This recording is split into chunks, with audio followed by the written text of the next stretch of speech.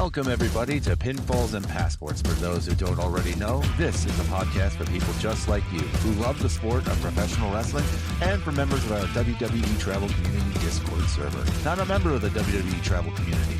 Come join one of the fastest growing pro wrestling communities online. You can find the Discord invite link here in the podcast bio. And don't forget to follow us on Instagram at Pinfalls and Passports, on X Pinfalls and Pass, and TikTok at Pinfalls_Passport. And don't forget to follow and subscribe to this podcast to keep up to date with all things belonging in the world of professional wrestling.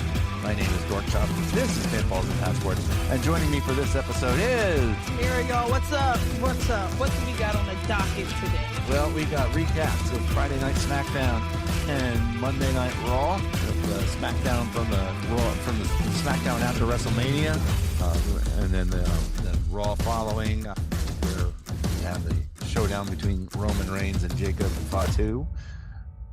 Yeah, and a few other interesting things as we were in Laredo, Texas, the hometown of one Roxanne Perez. But we're gonna That was great. That was great. We're gonna kick it off though with Friday Night SmackDown and Jacob Fatu in the ring addressing his challenge to Roman Reigns. The Usos interrupted.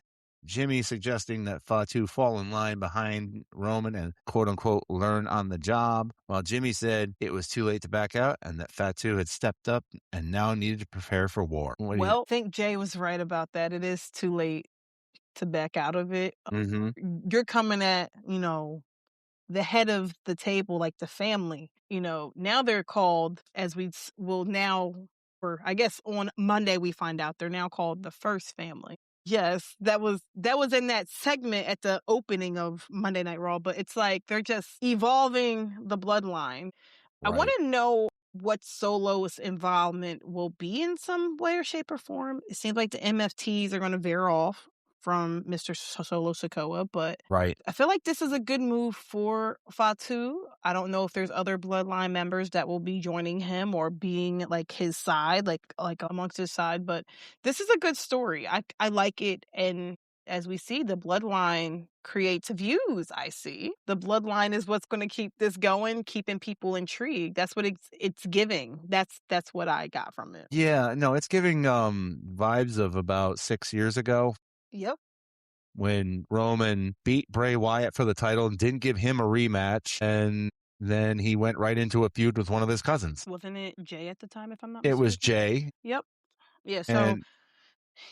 So it kind of feels like a rehash of that. I mean, Bloodline 3.0, I get that it's compelling viewing and that's what brings people in, but I'm just like, I've got Bloodline fatigue. I don't like how fast we're doing it. It's like, we didn't even get like any friction between Jacob and Roman or anything like that. No type of interaction, anything. We just went right to it. Yeah, I mean, this was the kind of angle that you probably shouldn't have hot-shotted right off of WrestleMania into a 3-week build to Backlash. Yep. But by the same token, if anything could work, it could be the, Samoans equal ratings, Yeah. So I'm behind it because I want to see this match. However, it's like you said, we're going back to that bloodline from 6 years ago. Yeah. And that story. But I as much as everyone's eyes are on Jacob and Roman, what is Solo doing here? What is Solo going to be doing? Because he's always the one that's, he's there for everybody and he's always there to save the day. But when is it going to be Solo's a moment? That's what my theory. I'm like, are we coming out of this and Solo's on top or something? Because sorry, I don't understand. Not Siri thinking that I'm talking to her. Solo, Siri, same shit. But no, I really want to know what Solo's end goal is. Yeah, because he told Jacob that if he wants to beat Roman, he needs an army. Mm-hmm. With Fatu eventually rejecting Solo's help and then challenging him to a match that night, which we will get to a bit later. Mm-hmm, mm-hmm. But we'll see. We'll see how this goes. Yes, Tiffany Stratton challenged Julia with Kiana James at her side for the Women's United States Championship. Being that it was Black Friday and I saw this match and I was like, oh crap. You know what I mean by Black Friday with the talent releases that happened right before SmackDown. I was like, Julia, do not pick up the phone because she lost the United States Championship here to Tiffany Stratton. And I feel like it's only a matter of time, really, because they just don't know what to do with Julia. And I feel like that's okay. I really feel like Julia should have stayed down in NXT a lot longer. But they just didn't, they thought it was hot, like the iron was hot, so they had to, bring her up automatically. Same thing with Stephanie, but Stephanie is, she came off a big match at WrestleMania, but I just feel like they just don't know what to do with her. I don't think they should release her, but if they did, that might be the best thing for her career. Like if she wants longevity and she wants to perform well, that might be the best thing for her career. Yeah, I think that it would probably be for the best, probably for her to go back to Japan. Yeah. Because clearly WWE does not know how to use her. And I hate that have we seen anything with her and EO crossing paths yet? Oh. Like maybe Like one vaguely? passing interaction Yeah. on a random SmackDown. And they won't let her do what she does.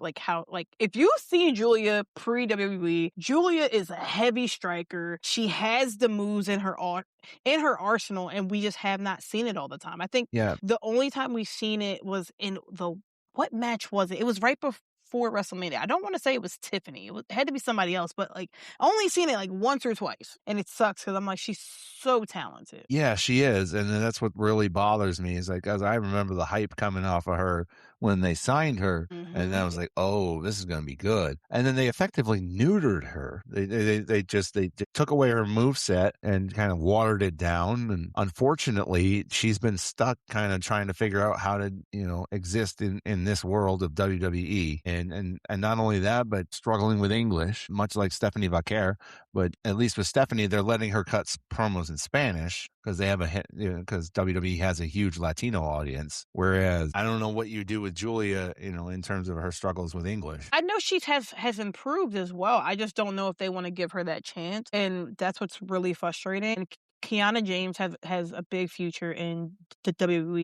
I think she's safe in all this. With Julia, I'm very just like, what's next for her? I'm excited, but I'm also just like, I'm at the point of where I've been so excited for that big moment to happen for her. I'm like, is it ever going to happen here? Or will she have to leave in order to, I guess get that spurt back? I think the only thing that's keeping her on the WWE roster is the fact that AEW would snatch her up in a heartbeat. Tony Khan would trip over himself to sign Julia. Yeah.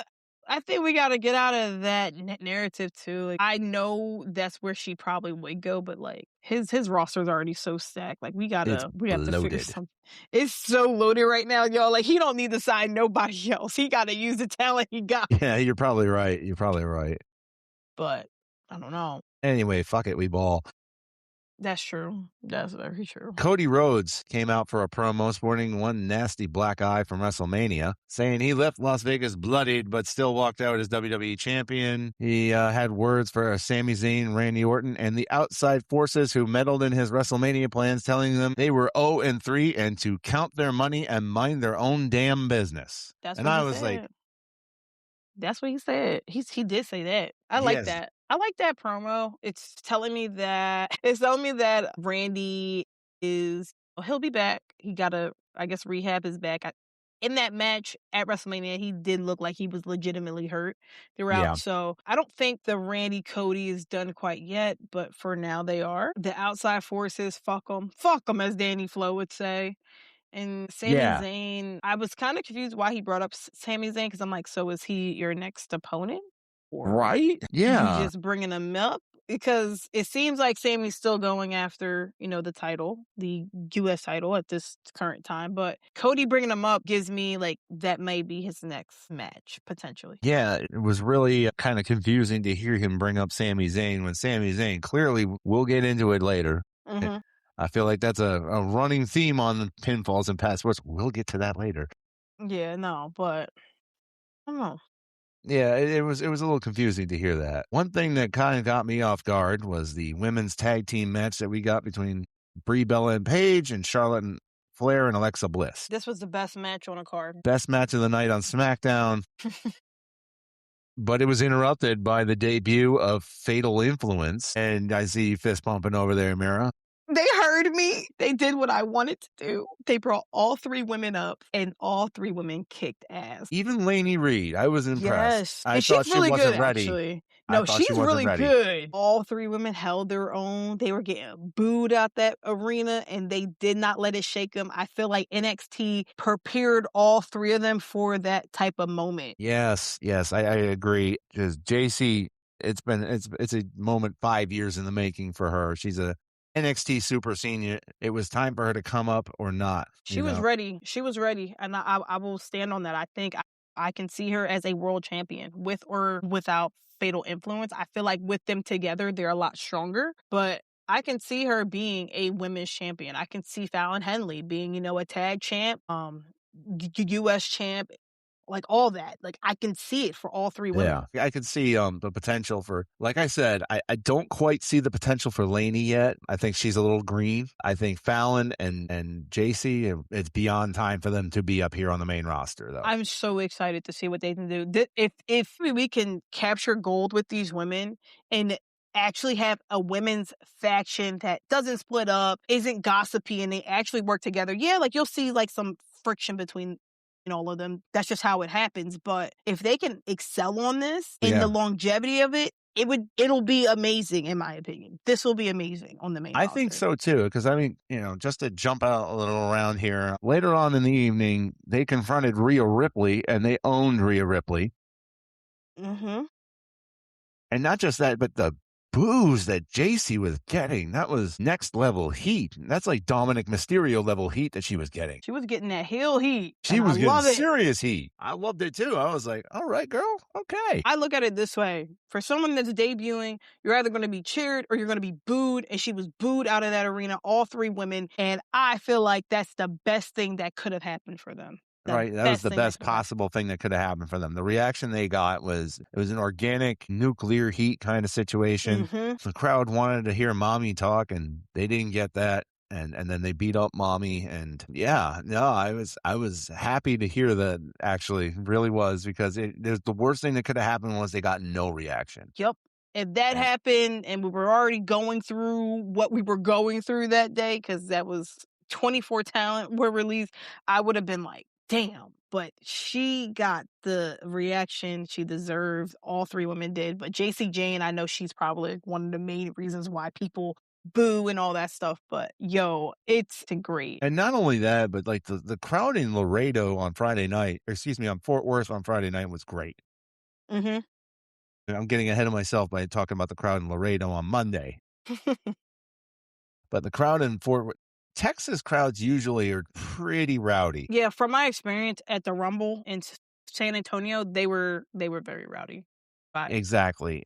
Yeah. And my experience at NXT TakeOver Dallas, the debut of one Shinsuke Nakamura. Yeah, that's a great one. But yeah. I mean, the only thing I regret about that show was sitting behind the ramp. I had like an eagle eye view looking down at Shinsuke as he walked out. Oh shit, that's pretty cool. I was behind him, but. So crowds in Texas are usually pretty good. And the team of Damian Priest and R-Truth has been pretty good of late. Yes. They defended their tag team titles against Tama Tonga and JC Mateo. Unfortunately, Tama Tonga and JC Mateo were not able to defeat the team of Priest and Truth, and they retained their titles. Are you a fan of the team so far? Yeah, I like them. It gives them something to do. It just sucks that I wish we can do more with Priest and R-Truth, but I think this fits them right now. They're champions. The SmackDown men's tag team division has not been the same since before SummerSlam. So if this is what gets it going, so we can be there in August, that's great. But no, I like them so far. I do. I do too. And I like, another thing I like is Trick Williams' aura. That man has got aura for days. Yeah. I mean, Trick, Little Yachty, and Gingerbread Man came to the ring to celebrate Trick's U.S. title win at WrestleMania. He did not have that ridiculous train on his fur coat like he did at WrestleMania, which, I mean, can you do that every time, though? You got to keep it special. Yeah. That's special occasions only. Okay. Yes.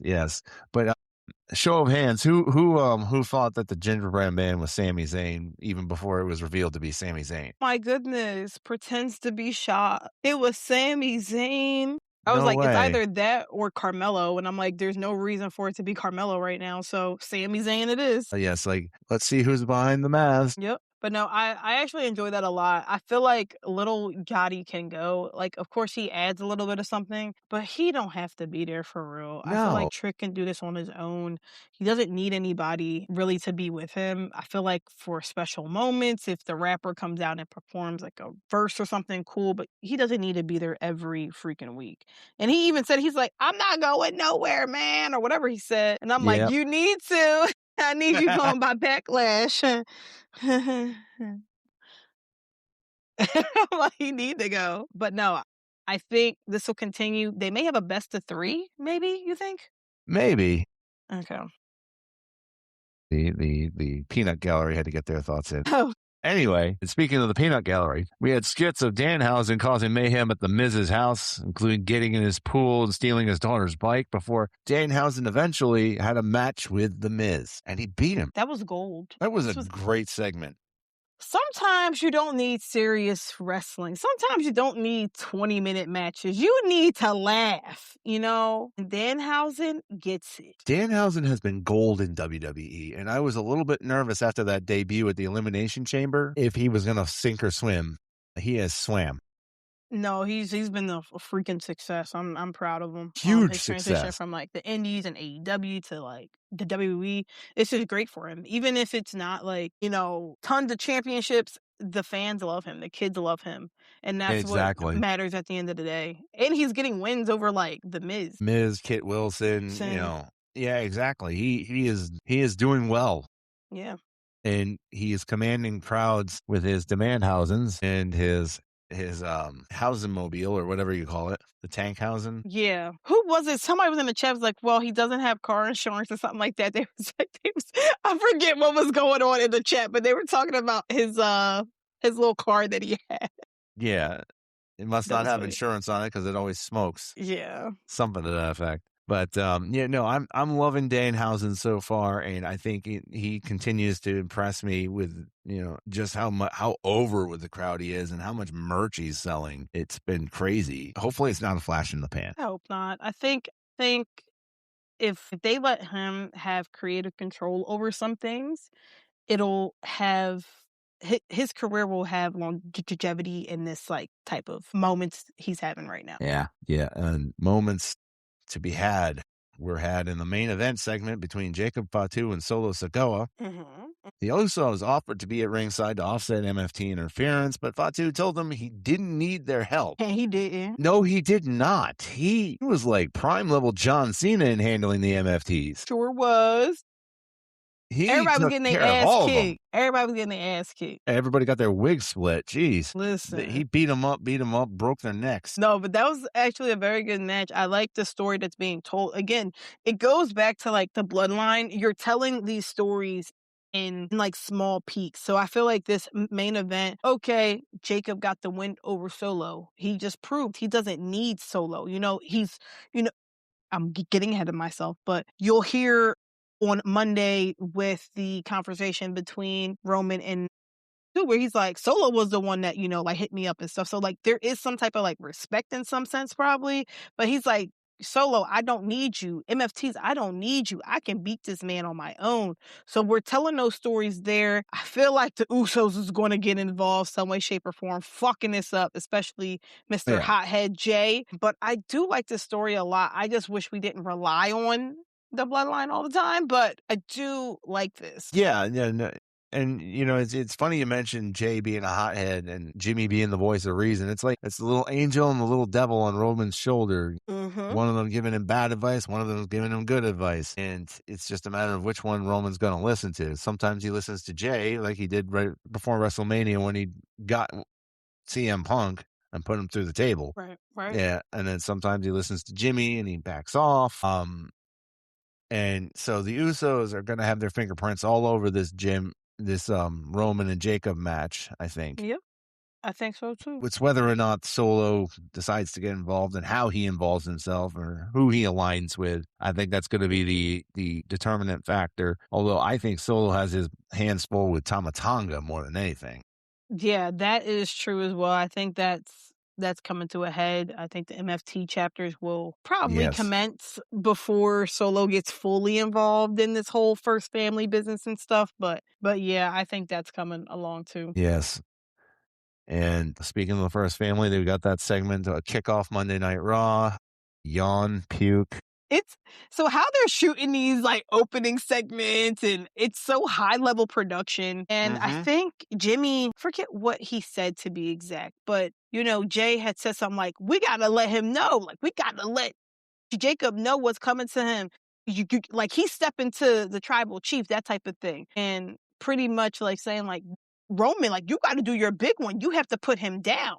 He coming for you. This not just about a belt. He coming for everything.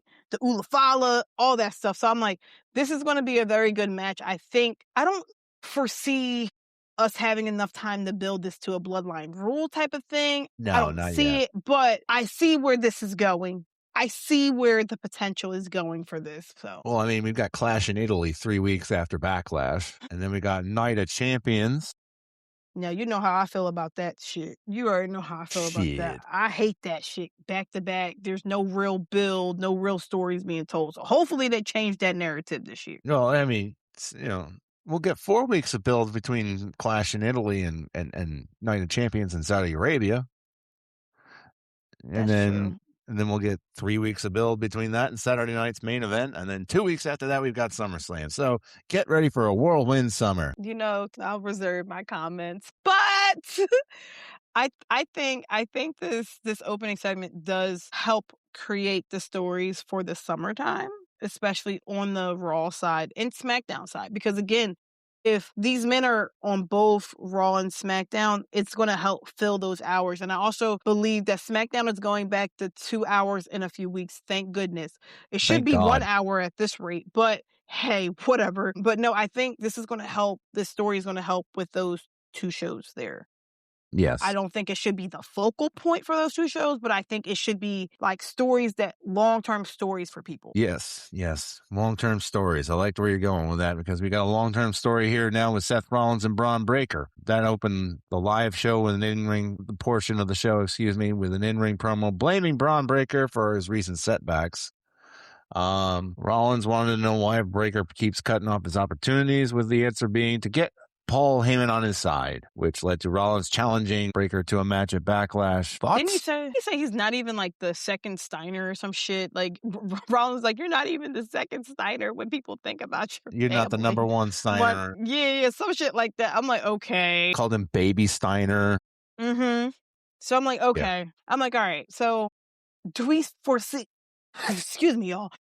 Do we foresee Seth beating Braun Breaker? It's a tough one. I'm going to hold my pick for when we get to the Backlash picks. Okay, right now I don't see it. I'd rather see Braun squash Seth or some shit. Like right now. Right now, yeah. With like the promos and stuff that we've seen, because it's just like Braun, he's cutthroat. He's a upcoming new talent. He has all the potential in the world. Seth also extremely talented. He's had his career, still has his career.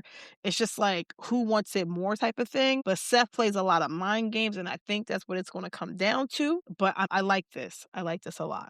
I think, honestly, now that you've given me a second to think about it, I think that Seth will win at Backlash, but it'll be under circumstances that make Braun look strong in defeat, Mm-hmm. leading to another match, because you can't just blow this off after 3 weeks. No, it has to go longer. It I don't know does. if the other Vision members will be involved or this will be solely Braun Breaker's mission, but either way, this is going to go beyond the current 3 weeks it has. I would agree with that. I think, honestly, if Bronson Reed is ready to return, at some point you've got to re-involve him in the storyline as well. So don't quite think he'll be ready in May, maybe June. Maybe, he does something at Clash in Italy. We'll see. I mean, because he tore his bicep, didn't he? I forget what the injury was, honestly, from this point, but probably his bicep? I think it was the arm. I know that for sure. Distal biceps tear. Okay. Yeah, he had surgery in February. And let's see, maybe sideline, but he already has major plans. Yeah, his return could, yeah. So no timeline for his return yet, but yeah, I feel like if anything, it would probably be towards the fall, if anything. But right now, this like Braun and Seth is fine to keep scrapping along. Honestly, right. Like I said, I think at some point it does have to involve Reed stepping in. Against who, I don't know. We'll see. I'm excited though. Yeah. I feel like with the Bloodline and the Vision, well, Vision A, not Vision B, with Theory and Paul, but I feel like with the OG Vision story, that's going to keep Raw very interesting. because you don't know what you're going to get. I don't need to see no more jackets, no more hoodies, no more none of that. I just want to see them talking on the mic or kicking ass. There's only two options here. Yeah. Yeah, I agree. What do you think of this whole Rusev and Ethan Page kind of dynamic? So, you know how Penta just defended his match in like the ladder match? It's going to be some type of multi-man match. If it's not Backlash, it'll be at Clash in Italy, because you have too many talented men and you're showcasing stars like Ethan Page, Von Evans. Happy birthday to him today, because I think he's 22. Yeah. He's 22. Seth, you could probably add in there JD if he gets back in the mix, or if he's just going to be on, Judgment Day side. But right now, these four are going to keep that IC title. This is Penta's first, I guess, official feud with it, but it's with multiple men. But I actually am enjoying Penta's reign. I just want to see more. I think with the inclusion of Ethan Page as a new superstar on Raw is going to add more personality, more charisma to the title, like the contenders, but overall Raw in itself. Yeah. See, now I think this all ends with Ethan Page as Intercontinental Champion. I agree. I just don't know when or where, because I don't know if it'll be right now, but I would love for it to, because I think he could carry it. But I think he could too, and I just don't know if he's a transitional champion to get to somebody like Javon, or if he is a long-term,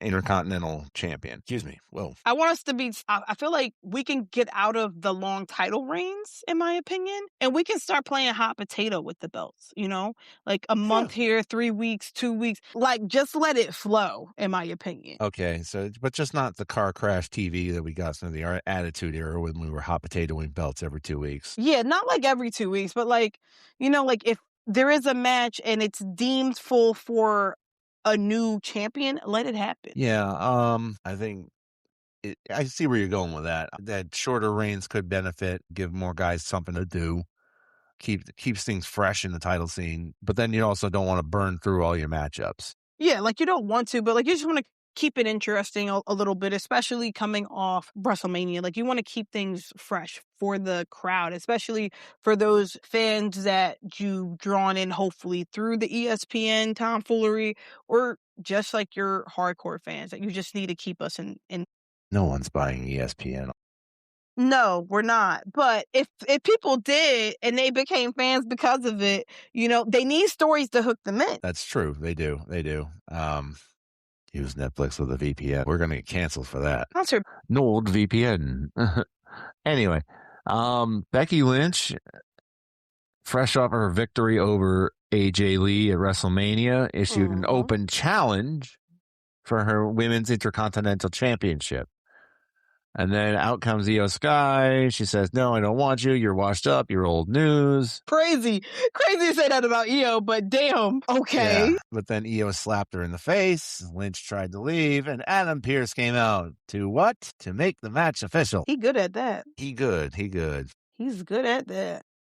So it was a great match. Expect that from Io and Becky. Multiple believable false finishes before Asuka showed up and cost Io the match. And then she choked her out afterwards. And then the match between Io and Asuka was made official for Backlash. And God, I really hope they do the right thing here to pay off this angle and bring back Kairi, if only for a one-time appearance at Backlash. They're going to piss me off if they don't do that. We could have just had this match at WrestleMania.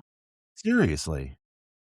Could have had this match. It would have been a wonderful match for night 1, night 2, wherever you want to put it at. Like, it would have been a great match for it. The women can tell a story. Yes. The speculations around Kairi Sane's departure is very up in the air, because I'm hearing that it was, it was a regular let go. And then I'm also hearing she wanted to move back to Japan. And then I'm hearing that she's like, that ain't it. Like she didn't say those words, but like she basically was saying like, that's not the reason why. So, I hope they figure this out. I swear if this is some bullshit for WWE Unreal Season 3, I'm going to be pissed off. It probably will be. Or Season 4, because I don't know what season. I think Season 3 is involving Liv or something. I don't know. Who knows what they do with this screen? They get on my nerve. Yeah, it's getting on my nerves too. Speaking of things that got on my nerves, Joe Hendry came out to perform a song in the ring and celebrate his official Raw signing. He acknowledged Roman Reigns as a world heavyweight champion. And then he got he got the crowd chanting, "Fire Logan Paul. Paul, Paul, can we fire Logan Paul?" Which that didn't annoy me. It's just that summoned the asshole. I'm also just like that part of the song. I'm like, read the room, Joe. We just let go of 24 talent. Like, yes, like I get you're joking, but let's read the room here. But I think he was making an appeal to the TKO higher ups. Is like, you forgot to fire one guy. Yeah, I get that. I'm just like, do we have to do that? But yeah, it was brought out Paul. He got heat, You can't fire me. I'm unfireable. That was funny as shit. I don't care what nobody's. Yeah, no, I'm unfireable. That shit was funny. And then Theory started talking, and everything went downhill from there.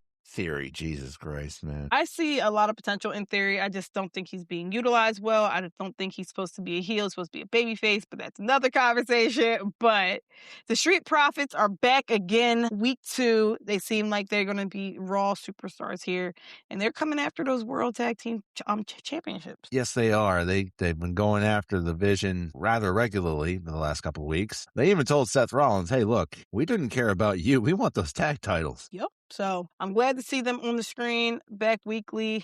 It seems like their first feud will be with the Vision and stuff. So I'm very excited for that. But I'm very excited for it too. The Street Profits can go in the ring, and they both lost hella weight because I don't know if anyone's seen Montez. Yep. He had a little gut. I think he was getting some baby weight, and then he had 8 weeks and he cut, and he just looks phenomenal. Same thing with Dawkins. He looks great as well. I know he lost a tremendous amount of weight in the 8 weeks. So they're ready to go. They're ready to be tag team champions again.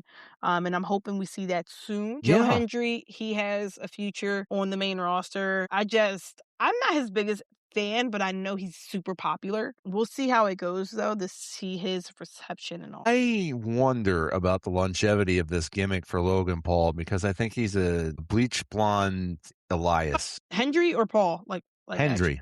Okay. I think he's like a bleach blonde Elias. If they're going to keep doing the concerts and all that stuff. Yeah, I could see it. Hopefully that's not the case for him. He can actually go in the ring. So I'm like, if he gets used properly, this will be really good. So I'm going to give him a chance. I just need to see how he's booked. If he's booked good, then we're... Yeah.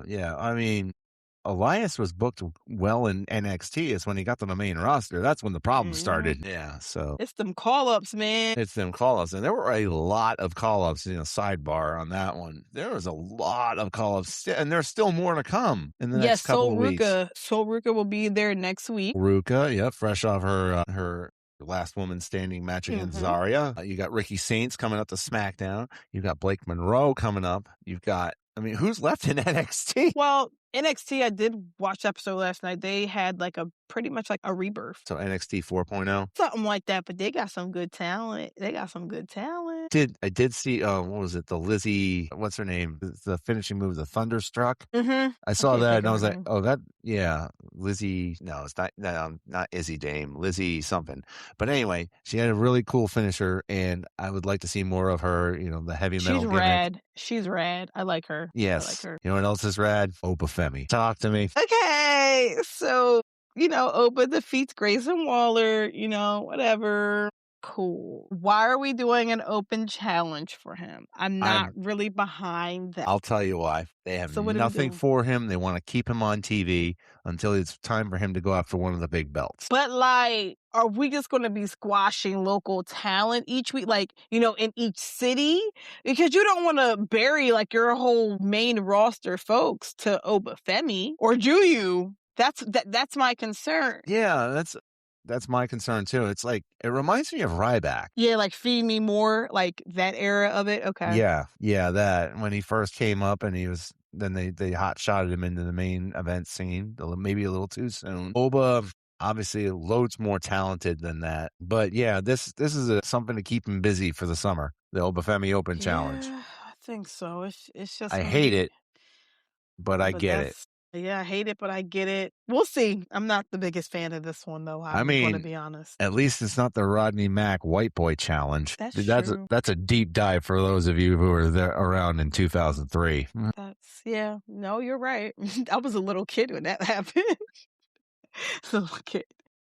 Weren't But we all? also, we had Rey Mysterio versus El Grande Americano. And this was a challenge that El Grande wanted because he wanted to prepare himself for the match he'll have with the original El Grande Americano down in AAA at the end of May. He wanted to face one of the best, and Rey Mysterio ultimately did beat El Grande Americano. Looks like I think he was trying to go for that steel plate, right? And that's when the OG came and intervened, and Ray Basically won, hit said the no es 619. bueno.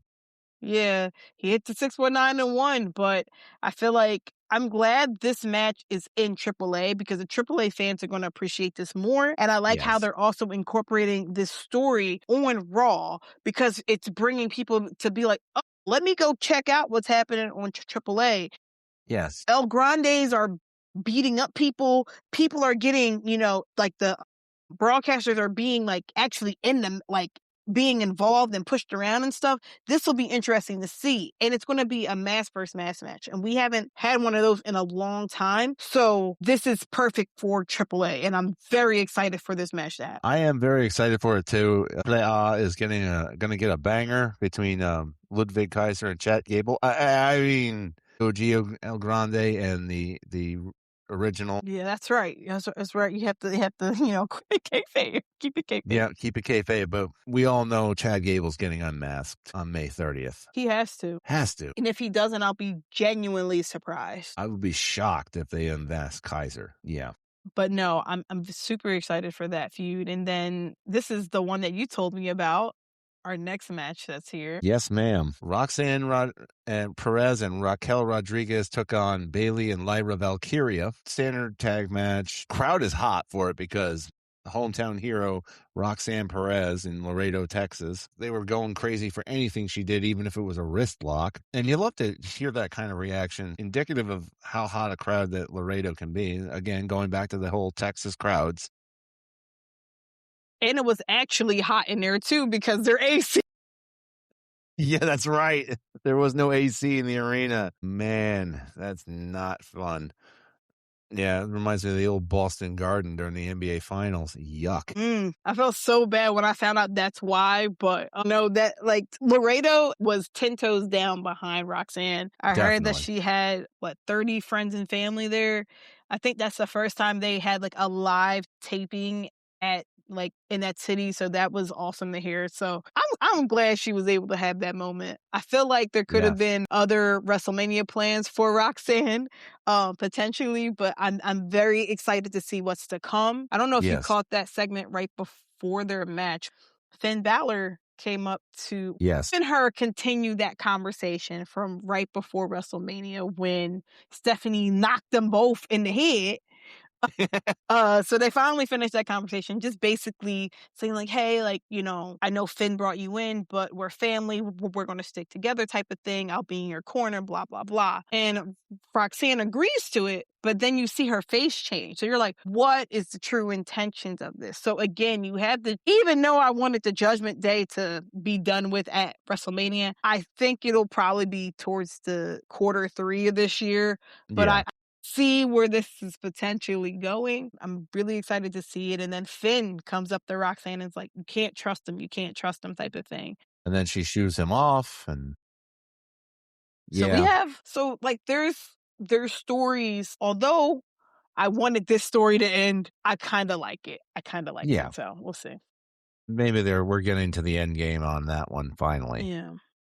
But Roxanne and Raquel get the win over Pop Bailey Rocks. Yep. And Lyra. I love watching her hit Pop Rocks. It's such an awesome move. It's and she's so tiny, and I'm just like, dang, you could really hit this finisher. Like, I'm just like, this is great to see. Every time I see her do it, it's like, yeah, it's really great, and I mean, it takes a lot of cooperation from your opponent to get it done, but still, it is awesome. And awesome could describe our closing segment: Roman Reigns and Jacob Fatu head to head. Face to face. Wasn't long. It was not a long face to face, which I hated, but yeah, at least we get in. was rushing them. I'm confused by this. If we're on Netflix and we're live, why are we being rushed? Just let this happen. Or why are we cutting things out? Like Right? I just never understood when we see these promos occur and then they're like, executive producer Paul Levesque and Lee Finney. Like, bro, I feel like more was supposed to be happening, but no, this was a good face-off for them. Roman Aura Farms like a motherfucker. He thinks he asked the crowd to acknowledge him, if I'm not mistaken, and then Fatu just comes in and cuts him off. And he's like, so what's going on? Solo basically... Not Solo. Wow. Fatu explains himself that Solo was the one who put him on, like I had stated earlier, not Roman. But then Roman's like, I signed off on that. And you hear that a lot from Roman, not just even with like bloodline stuff, but even with like, I think it was with Punk and them aligning at the War Games. Well, not only that, but bringing Punk back in general in 2023. Yeah. So I'm like, he always saying he signed off on something. I'm like, where do we draw the line when you always sign off on something? I'm like, is this motherfucker a backstage producer or something? Like, that's what I'm last trying I to figure. checked, he was the talent. But no, like they think of him very highly. That's how it goes. The two just go back and forth. He continues to belittle Fatu, and Jacob snapped and brought back the Tongan death grip. Yo. Men would be proud.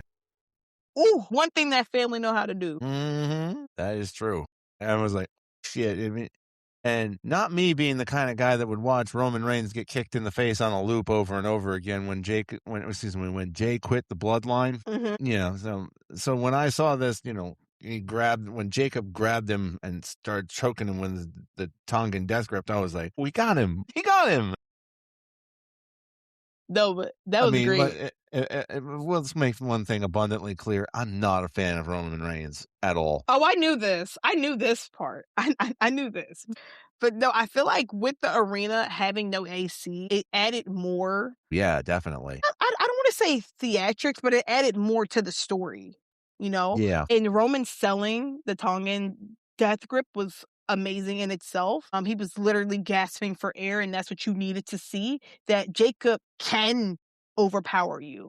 I'm sure next week we'll see the opposite or however they want to do it, but to just see Jacob stand tall is what was necessary here. Yeah, it legitimized him. And also just like Roman huffing and puffing and accepting the challenge. I'm like, okay, this is good. This is good stuff. Yeah, I agree. It was a great setup for what hopefully will be a great match at Backlash. I'm hoping the Backlash is a solid event. You never want to see a bad event. I think the matches we've gotten so far, Roman versus Jacob, Seth versus Braun, Io versus Asuka, and we're probably going to get more matches on SmackDown this week, made official. I figure 2 or 3 matches from SmackDown and you got a full card. Yeah. And there you go. Ipso facto, you got yourself a pay-per-view. Pay-per-views are for AEW. I think one match I'm thinking just off the top of my head after you name the current card, I think the women's tag match should be involved in that PLE. Mm-hmm. And possibly the Visions tag belts and the Street Profits. But honestly, you could probably hold off on that and actually build on that feud. I think you can hold off on the Vision and the Street Profits until after. But the women's tag champions, I think you need to have Paige on a PLE immediately after. After returning at WrestleMania. So I'm excited. So we'll would see. Agree on that one, yes. But Backlash is shaping up to be a solid show, in my opinion. I think both shows this week did a lot to move that forward, and I'm really excited to see where they go from here. And I'm also excited to see where we go from here with our new podcasting software. Yeah, we're testing out a new podcasting software, guys, and it's so cool right now. It's very intuitive, and we enjoy that. Yes, we do. But anyway, I think that's it for tonight, unless you got anything else, Mira? We could talk about the debut in NXT. So since we had a lot of debuts last night at NXT, I'm not going to lie, but the one that caught my attention was Lizzie Rain. So that's who you mentioned previously. But then we had the debut of Evil. That's right. He was the one that was sent the box to Tony D. But I don't know if his name was going to be Evil or Chaos. It seems like, I don't know, but that was pretty fucking cool. And then Sean Legacy returned. He had an injury. And I'm like, this is why like NXT is on like this resurgence or like this rebirth, because it's like, hey, a lot of our talent just left out. We need to refill it. And they started off hot. As we already know, Ricky Saints is heading up to the main roster. So he was going through it last night. He was going through it. But I think that was a really good showing. Was there somebody? I think that was all the debuts from last night. Cruz, he's like this. If you're not familiar with him, I've seen him maybe a few times on like Twitter, but he's like this big guy and he can move like so well. He's like, if you look up Gunther and Bronson Reed had a kid. That's what he is. But he did, I want to say like a moonsault or some flip onto Tony D at the end of the show. And it was so freaking cool. I was like, he means business, and this is a big boy, and we don't have a lot of like big men that can fly. Like I know we have Bronson, I know we have Jacob Fatu, but we don't have a lot of big men that will fly like this. Like this man did a flip in the ring, and I hope his NXT career is everything and more. And it seems like he'll be really popular. I think he will be anyways. So yeah, I regret not watching NXT last night now. No, it was a good show. That was a good show. Yeah. All right. So lots to look forward to with the future of NXT with the call-ups from Evolve. Mm-hmm. And then I guess we're going to have to watch Evolve to see which greenhorns step up there. When LFG just started, y'all, I'm not sure if anyone's watching, but I will be watching. I need to catch up on the first episode of season 3. Yeah. KO is a coach now, right? I believe so. I just found new talent that I get to goon over, you know. I'm just gonna tune into LFG, y'all. My goodness, that's great. All right. Yeah, maybe I could have timed that a little bit better. It was buffering while you were making your joke. No, you're good. I'm going to load up on sound effects. Don't you worry about that. Listen, I'm here for it. This is our first time having like a soundboard, so I'm very excited for that. But no, we have been Pinfalls and Passports, y'all. We'll be back next week with some more news surrounding the world of professional wrestling, more than likely from WWE, AEW, or if anything big gets announced. So be on the lookout, y'all. That's right. Stay tuned. And we have been Pinfalls and Passports.